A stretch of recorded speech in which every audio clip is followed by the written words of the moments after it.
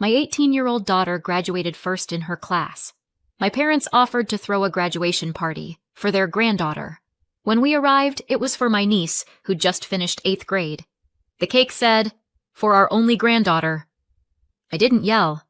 I did this. 3 days later, they got a letter and started screaming. Let me tell you about the last time I trusted my parents with anything that mattered. Actually, scratch that. Let me tell you about the last time I trusted them at all. Because this wasn't just another family slight. It wasn't about forgetting a birthday or mispronouncing a name or calling my daughter by the dog's name for the 10th time in a row. Number. This was next level.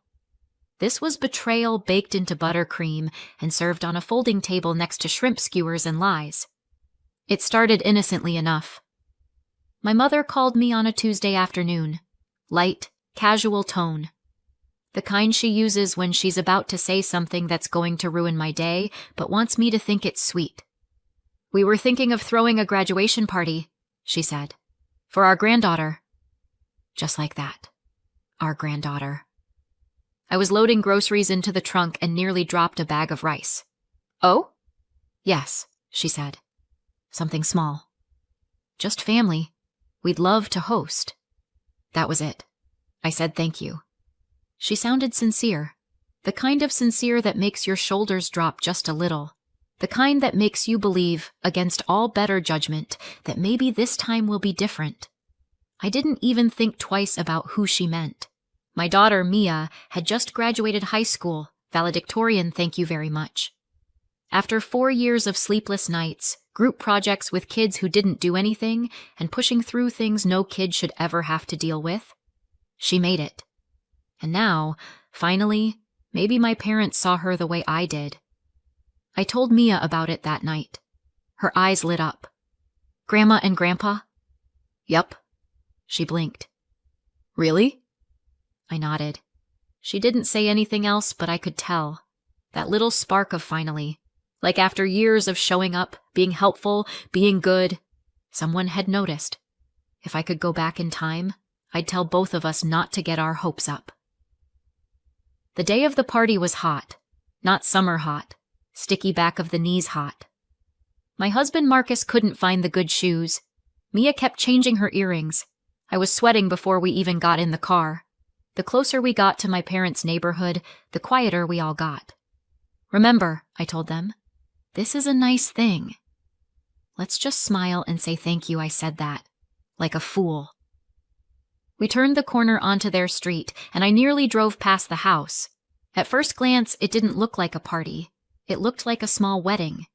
White canopy tent in the yard. Dozens of folding chairs, streamers, gold tablecloths. Even those little personalized signs stuck into the grass. I felt my throat tighten. They really went all out, Marcus said, low. Mia leaned forward. Wow. We parked and got out. The second we stepped onto the lawn, we were in the middle of a crowd. Hugs, air kisses, plastic cups of lemonade shoved into our hands. People I hadn't seen since childhood. Family friends, cousins, my uncle's ex-wife. How did she get invited? Then I saw the girl, front and center, curls done, sash across her chest, glittery dress, practically glowing. And I swear, I still didn't see it. I just thought she was excited for Mia. I smiled at her, waved. Then I saw the cake. 3 tiers, pastel pink frosting, gold piping, a little edible graduation cap on top, and written across the front in careful cursive, "Congratulations to our only granddaughter, class of 2025. I froze. Only? I blinked, rereading it. That couldn't be right. There are 2 granddaughters, Mia and Kaylee. 2. Then I saw the banner, the colors, the logo from the middle school, and the framed photo next to the cake. Kaylee, holding a rolled-up certificate, wearing a sparkly white dress and a tiara like she just won a pageant. It hit me all at once. This wasn't a party for Mia. It never was. Behind me, Mia was silent. Not frozen, not panicking, just still. I looked at Marcus. He looked back at me. No one spoke. We stepped into the party like ghosts. No one noticed anything. Not yet. People smiled, said things like, "You must be so proud," and "What a beautiful day." A few guests gave Mia confused looks when they realized she wasn't wearing the sash. A few gave me those quiet, polite smiles people use when they're not sure if they've made a mistake, or you have. And then the gift table. One by one, guests handed over wrapped boxes and cards. There were bows, envelopes, handmade signs, a personalized tumbler. We brought nothing. Why would we? We thought this was for Mia. A woman I barely knew gave me a strange look. Another whispered something and glanced at Mia. One cousin actually tilted her head and mouthed, "Where's the gift?" I wanted to sink into the lawn. Then Heather stood up, glass of champagne in hand. "Let's all take a moment to celebrate our girl." She's worked so hard. We couldn't be more proud. Middle school is a huge milestone, and she's handled it with grace, beauty, and intelligence. Cheers, laughter, applause. Mia just stood there, not crying, not moving, just watching. I waited until the toast ended, until people sat down, until the crowd thinned around the cake table. Then I found my mother near the cooler, scooping ice. "The cake says only granddaughter," I said. She smiled, distracted. "Oh, probably a mistake at the bakery." I didn't move. She shrugged. "Besides, Mia's older." She's not a child anymore. This was more of a milestone. I stared at her. She went back to the cups. Then my dad walked up holding a paper plate. "Wait, did Mia graduate too?" I said nothing. He blinked. "From what?" I blinked back. "High school." He laughed. "Oh, right. That's right." I looked at my mother. She didn't say anything. She just smiled and turned back toward the buffet table. We left. No one stopped us. No one followed. No one even noticed, which somehow made it worse. Mia got into the back seat and looked out the window. I started the car. Marcus sat in silence. And as we pulled out of the driveway, I said, "We're not doing this again." What we did next? Let's just say, 3 days later, they got a letter. And this time, they were the ones left speechless. There are things I didn't notice when I was a kid, and there are things I did notice but talked myself out of. That's what growing up in a family like mine teaches you, how to gaslight yourself before anyone else gets the chance. It wasn't until the cake, that I looked back and realized, oh, this wasn't just an oversight, this wasn't a bakery typo, this was the punchline to a joke they've been telling behind our backs for years. And the joke was us. I've always been described as easy. Not in the scandalous way, in the manageable child kind of way. I didn't cry at bedtime. I organized my own lunchbox. I said thank you too often and wanted too little, which meant my parents treated me like furniture they liked having around, but didn't need to maintain. My older brother was the thinker. My younger sister Heather was the little sparkle. I was just there. Middle child. Middle of the road. Middle of the conversation, if I was lucky.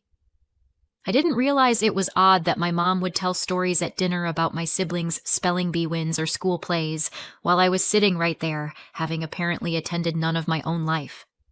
It's not that they hated me, it's worse than that. They didn't notice me. And you can survive that, but it leaves a bruise you don't see until later. The house they live in now, the scene of the cake, used to belong to my grandmother.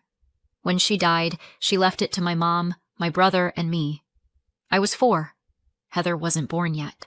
The first time my mom mentioned my name being on the deed, I laughed. "You're joking, right?" She waved it off. "You're technically a co-owner. Just ignore that. It's not a real thing, right? Just a legal share in a house they've lived in for decades." Silly of me. But I did what I always did. Smoothed it over. Because that's what I was trained to do. When I had Mia, I expected something soft to unlock in them. I thought my mom would lean in and say, "You were like this once." Or that my dad would cry holding her. They did neither. They said she was cute. They brought a bib. Then they asked how many hours of maternity leave I had left.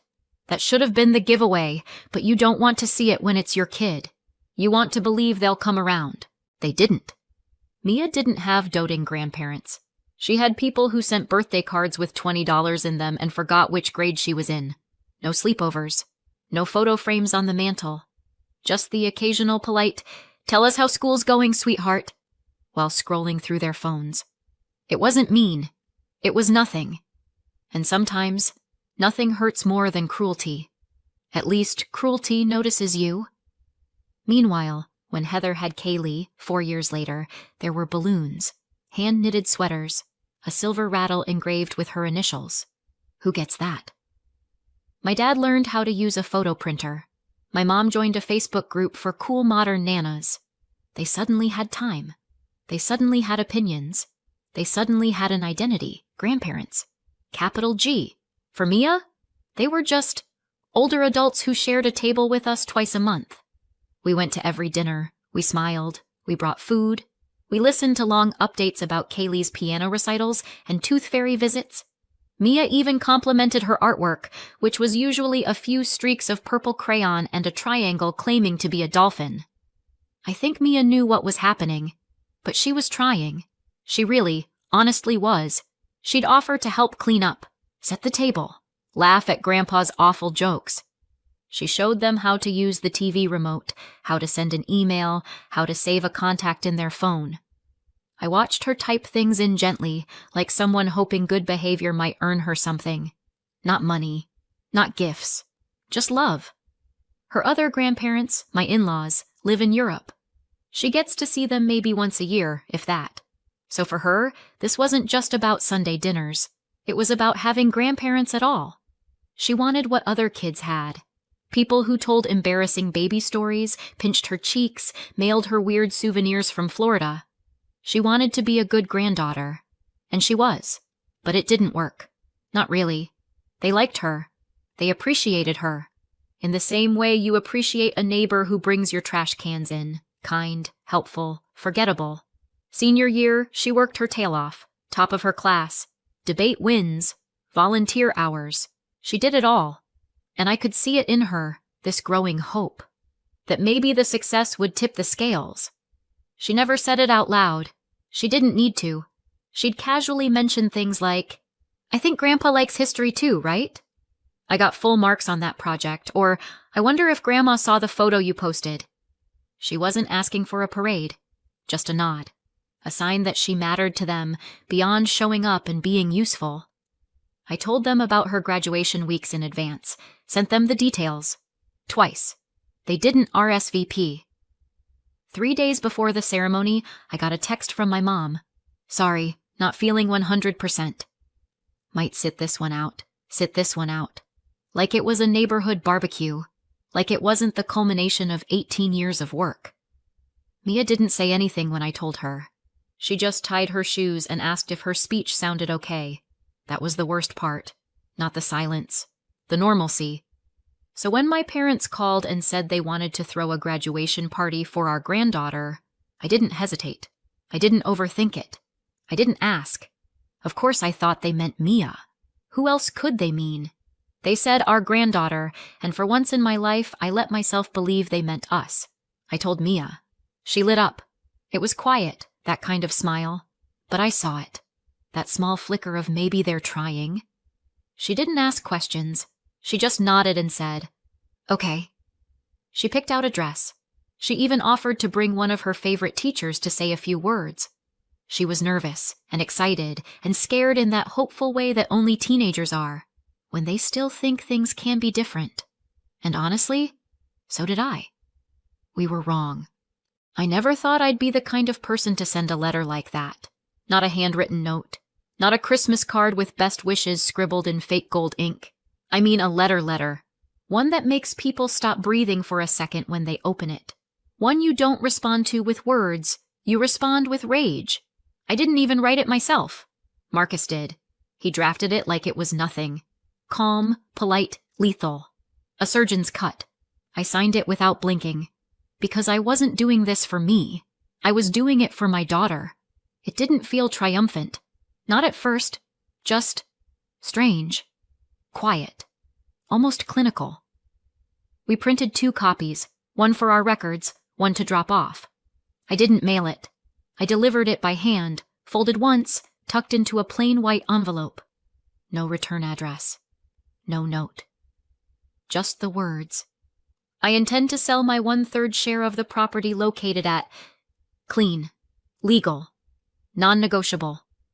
They could theoretically buy me out, get a loan, scrape together their pension checks, and do whatever it is people do when they're faced with the consequences of a decades-long power imbalance. But I knew they wouldn't, and I knew that wasn't the point. The point was, they don't get to own me anymore. Heather called first. I picked up because I wanted to hear how it would start. She opened it in front of Kaylee, she said, like that was the greatest crime committed all year. I didn't answer. Mom screamed, Laura. Like full volume. She nearly dropped her tea. Should I apologize to the tea? Heather didn't laugh. She was sobbing. I thought someone died at first. Did she read it out loud? I asked. Yes. She said you're trying to sell the house. Our house. Correction, I said. 1/3 of the house. She was shaking. She should hydrate. Heather made a strangled noise like she was deciding whether to hang up or scream.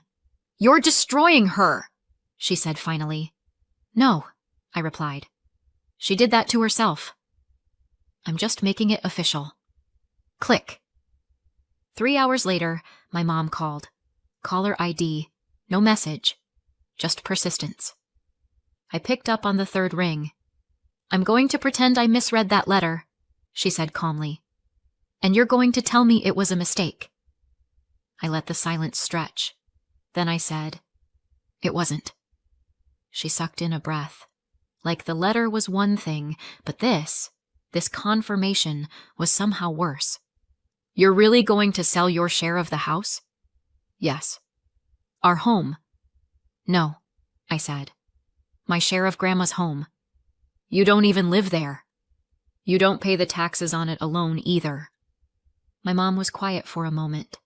Then, this is vindictive. No, I said. This is overdue.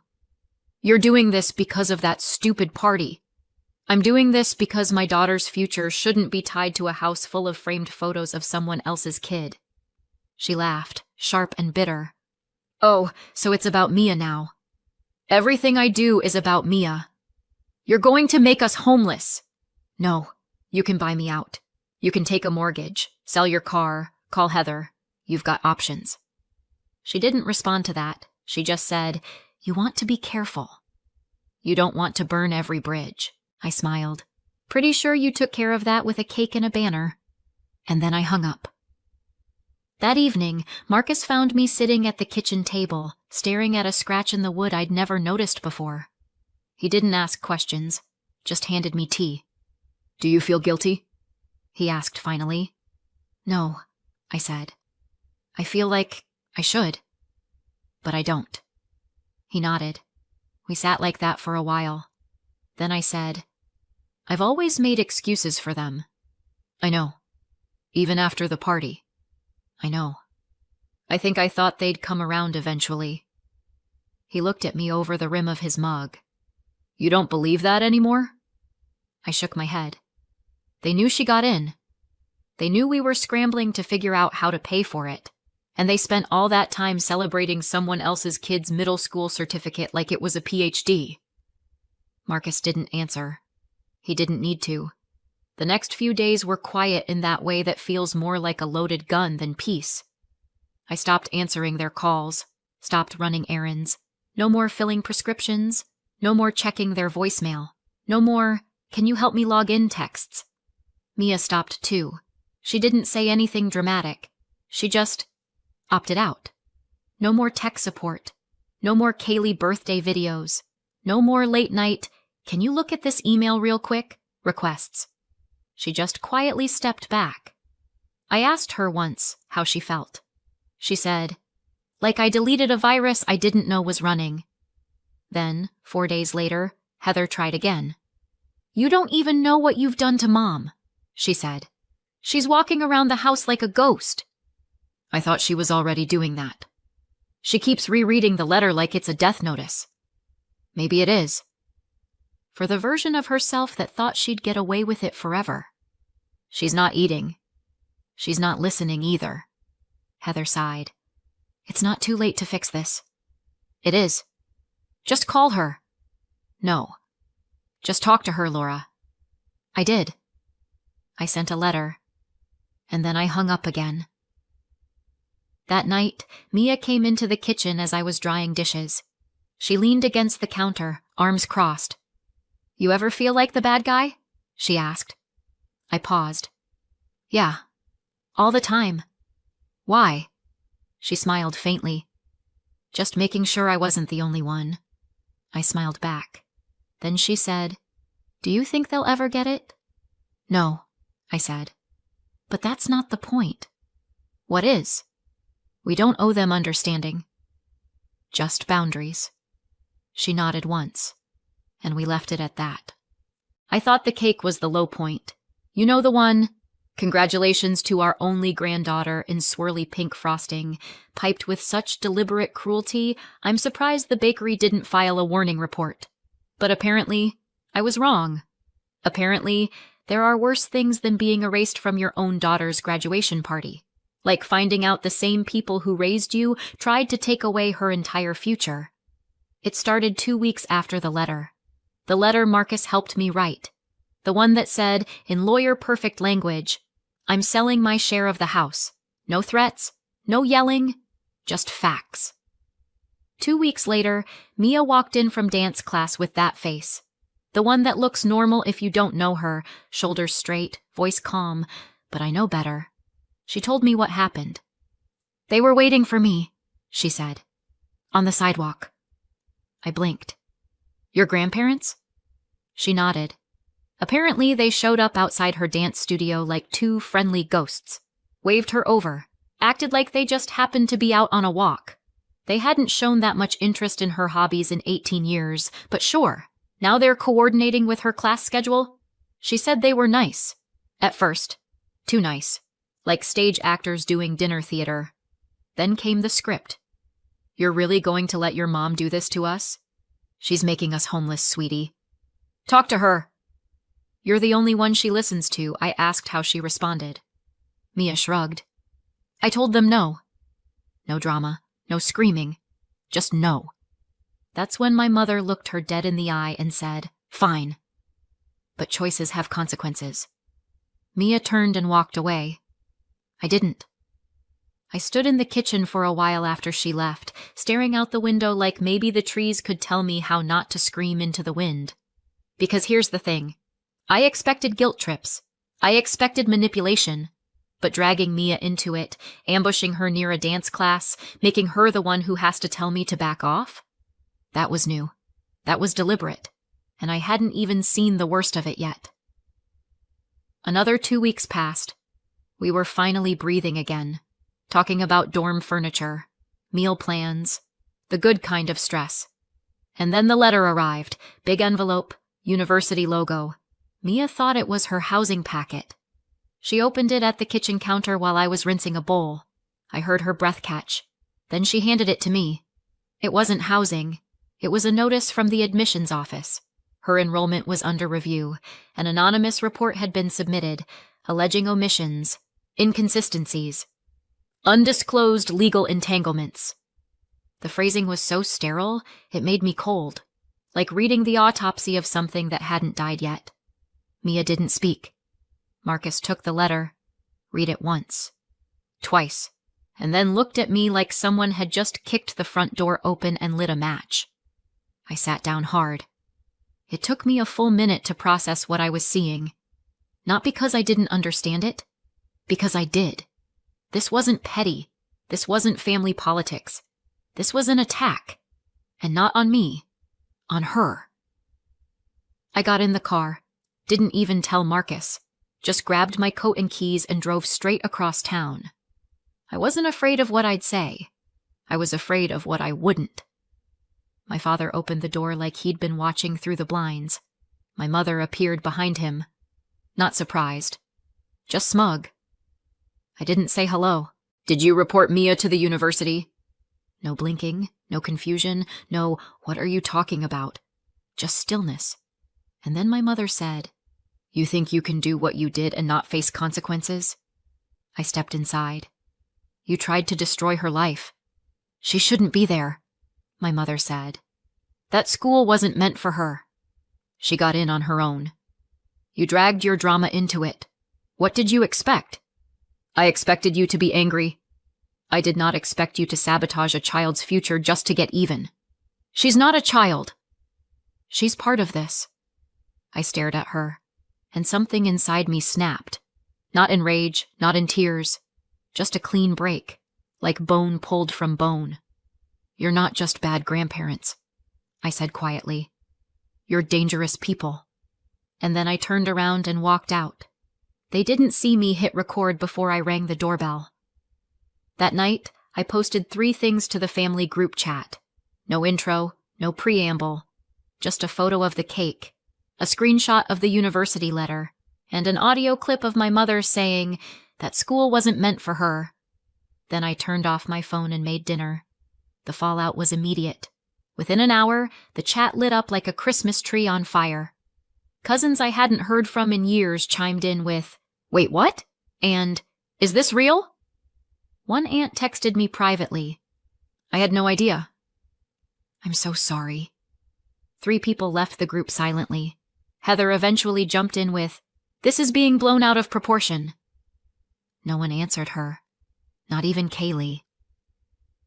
Mia read it all, calm, methodical, like she was collecting evidence for something bigger than revenge. When she reached the end, she looked at me and said, "I don't think I ever want to see them again." I nodded. She went back to her room like she'd just finished cleaning up someone else's mess, and in a way, she had. A few days later, my phone rang. It was my brother. We hadn't spoken since the party. "They called me," he said. I didn't respond. "They want help buying you out," said they're desperate. Still, I stayed quiet. Then he added, "I told them no. In fact, I want to sell my third too." I felt something in my chest unclench. "For Mia," he said simply, "this crossed a line." That evening, Mia and I sat on the back porch. The sun was just low enough to feel forgiving. She stirred her tea with a spoon she'd bent accidentally months ago and never replaced. Then she asked, "If they apologized, would you forgive them?"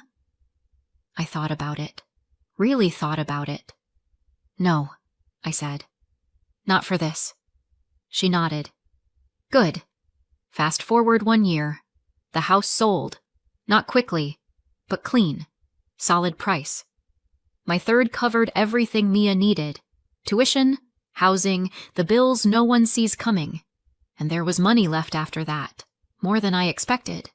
We haven't spoken to my parents since. No calls, no apologies, no weird letters slipped into the mailbox. Nothing. Far as I know, my brother hasn't either. He signed the paperwork, took his third, and ghosted. Quietest exit I've ever seen him make. Heather? Still orbiting. But the glow's gone. I heard they had it out a few months back. She finally stopped defending what they tried to do to Mia. Said she needed space. She got it. My parents used their cut to buy a house, if you can call it that. Tiny, run down, far from town, bad street, worse neighbors, no mortgage.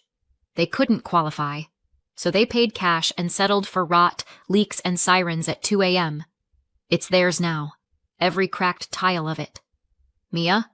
She's steady, focused, sharp in all the right ways, and they'll never get to take credit for a second of it. But you tell me, did I go too far, or not far enough?